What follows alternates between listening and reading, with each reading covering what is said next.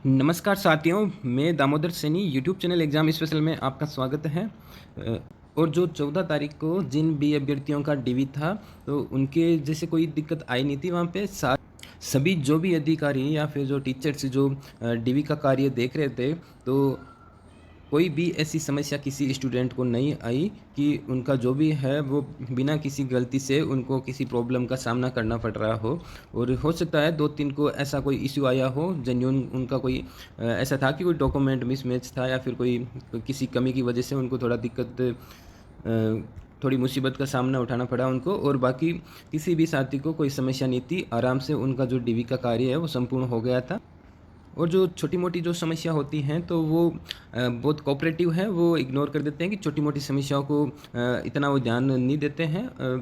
अगर आपके कोई स्क्रूटनी फॉर्म में कोई समस्या वगैरह हो, तभी आप कोई चिंता करने की कोई आवश्यकता नहीं है। वहाँ पे छोटी-मोटी समस्या जो चलती रहती हैं। अगर आपकी कोई मेजर समस्या है स्क्रूटनी फॉर्म में, जैसे मान लो आपने रोल नंबर भरे थे आपने, तो वो गलत फ़िल कर दिए, या फिर कोई जारी क्रमांक भरे थे, वो गलत फ़िल कर देते, कोई सन आपने भरी थी, वो गलत फ़िल कर दी थी। तो इसके लिए आप पहले से अपना एक एफ़िडेविट बनवा के लेकर आ जाएँ। वैसे हम लोगों ने एक नोटरी वाले की भी वहाँ पे सुविधा करवा रखी है। कल कुछ साथियों की दिक्कत आ रही थी शपथ पत्र बनवाने के लिए, तो वहाँ अंदर ही स्कूल के अंदर ही वहाँ पे एक नोटरी वाले को बिठाया था कि शपथ पत्र बनवा के वहाँ से नोटरी आप करवा सकते हो। ये फ़ोटो कल की है। यहाँ पे देखो लाइन में लगे हुए हैं सभी अभ्यर्थी, और यहाँ पे सबसे पहले आप मेन गेट से एंट्री लोगे, तो सबसे पहले आपका जो काम है वो आपका ये जो थंब इम्प्रेशन का काम है वो बायोमेट्रिक का, वो आपका यहाँ पर होगा। पहले सबसे पहले बायोमेट्रिक होगा, उसके बाद आपको अंदर एक बड़ा सा हॉल है, उसमें बिठाया जाएगा कुर्सी पे, और उसके बाद अपने आप के जो जितने भी सारे डॉक्यूमेंट्स हैं उसको क्रम वाइज आप सेट करोगे। और उसके बाद उसको एक धागा लेके और एक सुइयाँ लेके उसको उसमें जो जितने भी डॉक्यूमेंट्स हैं उसमें धागे से उसको बांधना है अच्छे से। यह जो दृश्य है वो हॉल का है। यहाँ पे आपको सबको ऐसे कुर्सी देके और बिठाएँगे। आप अपने सारे डॉक्यूमेंट्स रेडी करने के बाद में आपको रैंक वाइज़ यहाँ पे एक-एक करके आपको बुलाया जाएगा और आपका रजिस्ट्रेशन किया जाएगा। रजिस्ट्रेशन होने के बाद आपको एक बिल्ला देंगे, और उस बिल्ले के ऊपर आपकी जो भी डीवी टीम है वो लिखी हुई होगी और रूम नंबर लिखे हुए होंगे। तो आप उस संबंधित रूम में जाके आप अपना डीवी का आगे का कार्य करवा सकते हैं। अब देखो वहाँ पे 400 लोगों का टोटल कल का जो डीवी का कार्यक्रम था, 400 में से सुबह वाली पारी में मात्र 4 एब्सेंट थे और शाम वाली पारी में 2 एब्सेंट थे। हो सकता है किसी एग्ज़ाम की वजह से वो कल आ नहीं पाए हों, तो हो सकता है उनका जो नेक्स्ट डेट आएगी 28 मई के बाद में, तो वो हो सकता है उस टाइम वो प्रेज़ेंट हो जाएँ।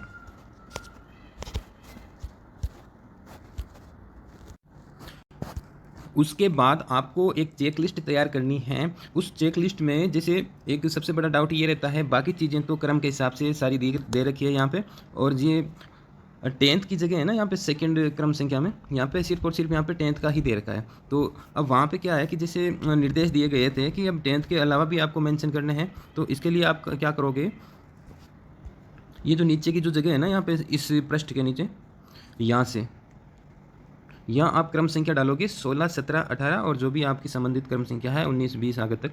यहाँ पे आप 12th का मेंशन करोगे, फिर RSCIT का, और फिर आपका जो भी BSc की अंक तालिका या जो डिग्री है वो यहाँ पे आप मेंशन करोगे।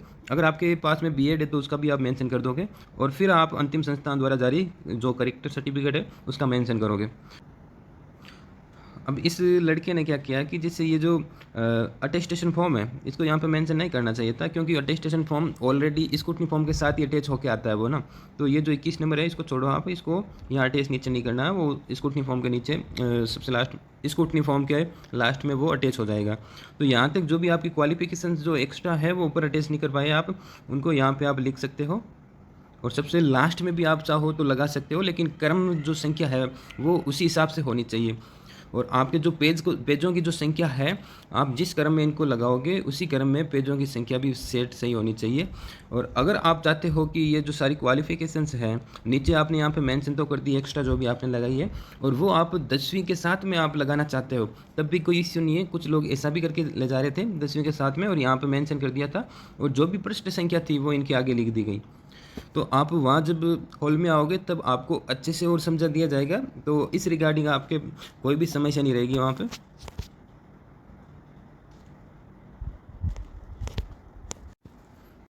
और दूसरी एक और बात बताना चाहूँगा कि ये जो चेकलिस्ट है, इसमें क्या है कि अपन खुद फिल करते हैं, इसलिए इसमें गलती होने की संभावना रहती है। तो आप कृपया करके पहले से आप कम से कम 4 कॉपी इसकी लेकर आएँ। अगर कोई मिस्टेक हो जाती है इसमें, तो वो आप दूसरा उपयोग कर लेते हो।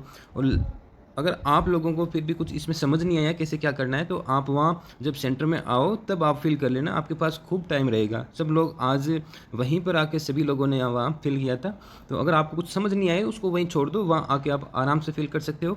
और आपको टाइम भी दे रहे थे वहाँ पे। अब जब डीवी हो रहा था तब भी अगर कोई समस्या आपको कोई छूट जाता है, मान लो कुछ लिखना या कुछ साइन करने छूट जाते हैं, तो हैंड टू हैंड जो डीवी आपका कर रहे थे, तो उनके सामने भी आपको टाइम दे रहे थे कि भाई आप साइड में बैठ के आप अपना पहले काम अपना कंप्लीट कर सकते हो, कोई इश्यू नहीं है।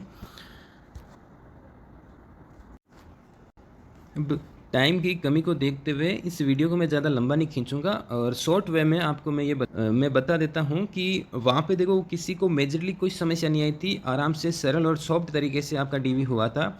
लेकिन एक मैं आपको सजेशन देना चाहूँगा कि अगर किसी के जो मूल निवास या फिर ये आपका कास्ट सर्टिफिकेट है, अगर आवेदन की तिथि के बाद का बना हुआ है, तो आप कृपया करके वो पुराना भी अपने साथ में लाएँ, उसकी फ़ोटोकॉपी भी करवा के आप साथ में लाएँ, ताकि वो कम से कम देख तो सके कि आपका पुराना भी बना हुआ था।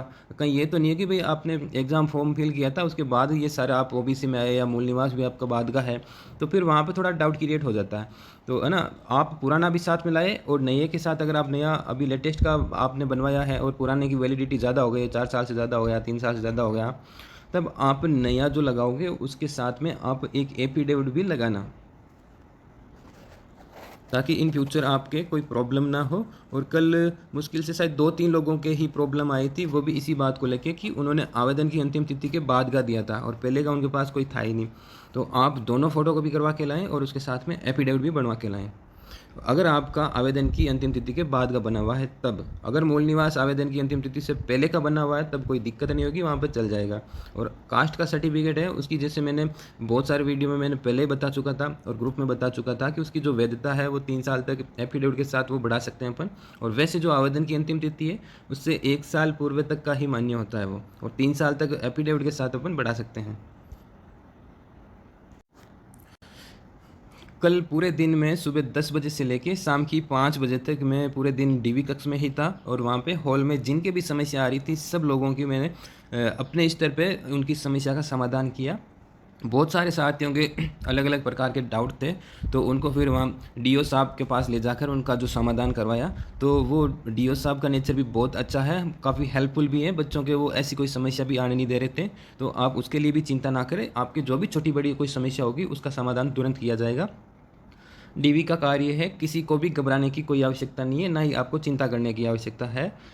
कल जिस प्रकार से डीवी हुआ है उस हिसाब से लगता है कि जैसे आज उससे भी सॉफ्ट तरीके से होगा। अगर कोई कल किसी को दिक्कत आई हुई हो, उसका मतलब पहले से समाधान हो चुका होगा, शायद उनकी जो मीटिंग होती है कि भाई किन बच्चों की क्या क्या समस्या आई थी, वो आज दोबारा से ऐसी ना आए।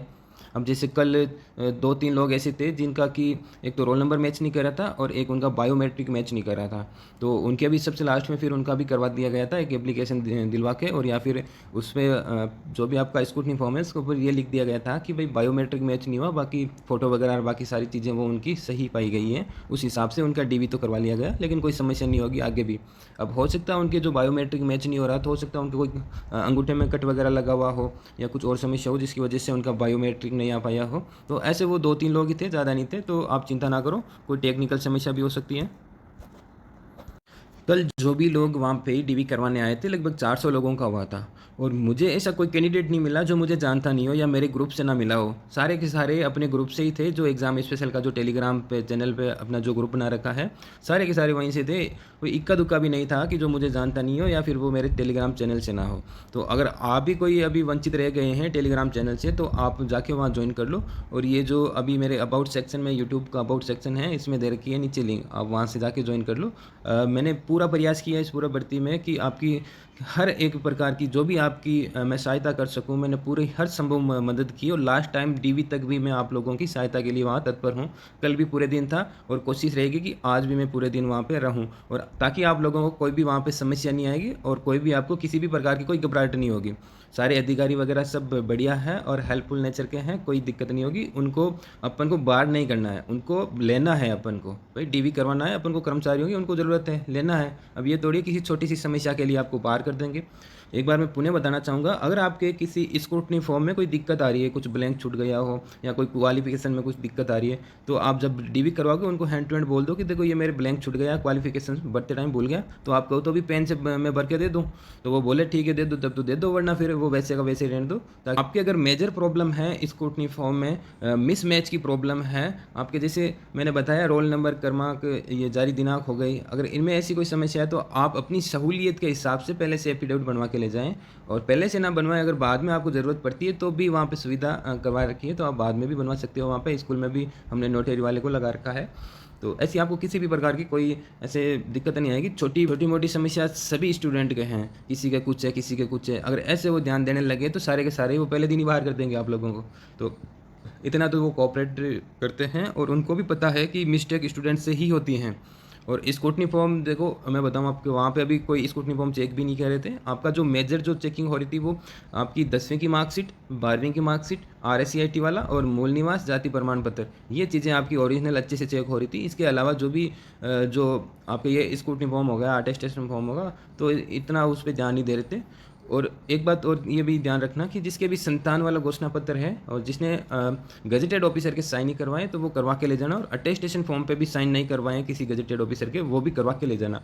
वहाँ पे कोई भी आपके साइन नहीं करेंगे, ये मैं पहले बता दे रहा हूँ। कोई भी अपने ऊपर जिम्मेदारी नहीं लेते हैं, क्योंकि वो आपको जानते ही नहीं है, तो वो कैसे आपके ऊपर जो भी वो जिम्मेदारी वो लेंगे, साइन करके देंगे ही नहीं आपको।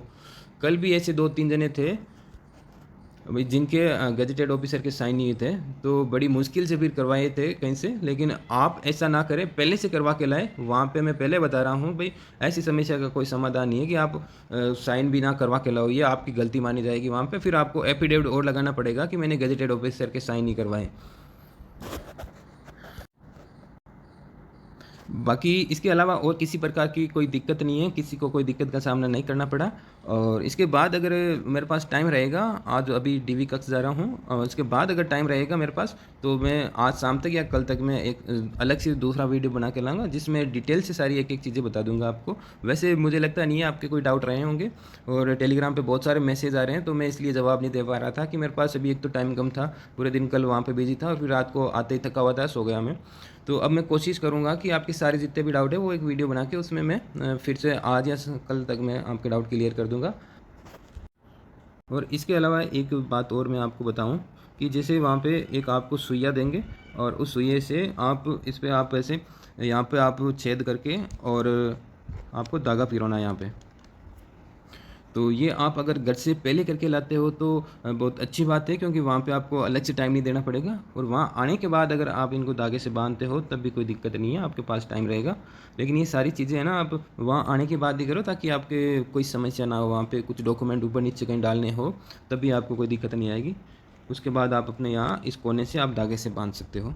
जो एग्ज़ाम इसके अलावा जो भी साथी मेरे टेलीग्राम चैनल एग्ज़ाम स्पेशल पे जुड़ा हुआ नहीं है, तो वो कृपया करके वहाँ जाए, बायो सेक्शन में लिंक दे रखी है, तो आप वहाँ जाके जुड़ सकते हो। मैंने LDC से संबंधित हर एक न्यूज़ की अपडेट वहाँ पे डाली है, तो आप जाके वहाँ पे जुड़ जाए हैं, ताकि आपको किसी प्रकार का आगे कोई डाउट ना रहे। इसके साथ ही सभी लोगों से एक अपील है कि आप सबसे पहले इस YouTube चैनल को सब्सक्राइब कीजिए, ताकि मेरे आगामी जो वीडियोज़ हैं वो आप तक पहुंच सके, और आप तक एक ऑथेंटिक जानकारी पहुंच सके, और मेरी मेहनत को भी एक हौसला मिल सके। इसलिए आपको इस YouTube चैनल को सब्सक्राइब करना ज़रूरी है। उसी के साथ आप लाइक करके और कमेंट करके हमें बताओ कि आपको ये वीडियो कैसा लगा, और जो मेरी मेहनत है वो आपको कैसी लगी। इसी के साथ ही इस सेशन को यहीं समाप्त करते हैं। धन्यवाद।